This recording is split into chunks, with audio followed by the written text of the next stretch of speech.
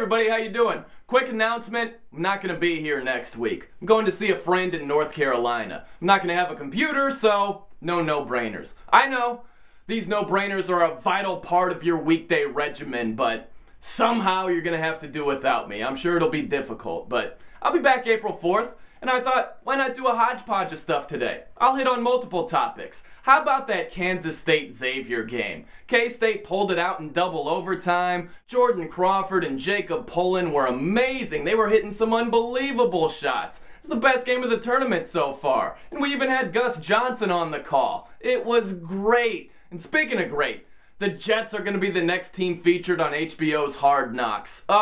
Rex Ryan coupled with uncensored television, that's the perfect marriage. But how about this for a bad call? Before the Cornell-Kentucky game, some Cornell fans chanted overrated at Kentucky. Why would you do that? Why would you chant overrated at a team as talented as Kentucky before the game even tipped off? That's something you chant when you're up 10 with a minute to go, not before the game. Come on, Cornell fans, I thought you were smarter than that. And how about this for a bad call, too? Oh, I love this story. Torrey Holt was a guest on NFL Network. Torrey put together his top 10 NFL mock draft. He didn't have a quarterback in his top 10. Sam Bradford might be the #1 overall pick, and the top 10 is littered with teams who need a QB. You can look and just say, they need a QB, they need a quarterback, they need one, they need one, they need one, they even need one. Oh, it's a done deal. There's definitely going to be a QB taken in the top 10. And finally, there's this.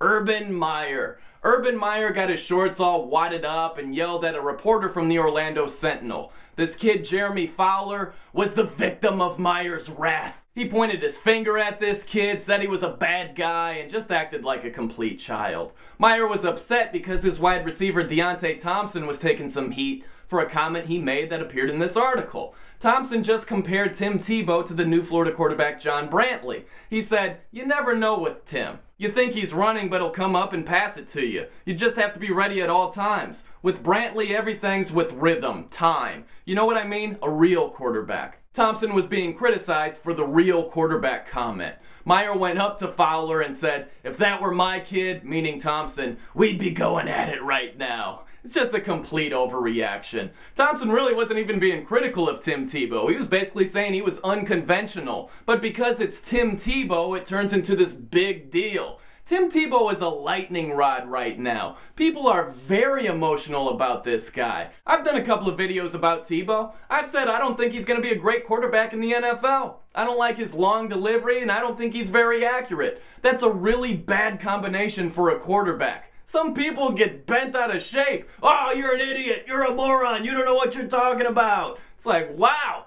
It doesn't have to turn into that. We can have a simple disagreement. We can have a simple exchanging of ideas. I don't think he's going to be good. Maybe you do. Great. We'll see what happens. It doesn't have to turn into verbal warfare. But you know what's ironic about this whole deal? The one person who hasn't gotten bent out of shape when people say negative things about Tim Tebow is Tim Tebow. He just goes about his business. He says, I'm just trying to get better. I'm trying to be the best NFL quarterback I can be. That's great. I like that he's not fazed by what other people say. And I'll tell you this. There are a lot of overly sensitive, overly emotional Tim Tebow fans who could learn a lot from Tebow in that regard. I'm Brian No, and that's a no-brainer.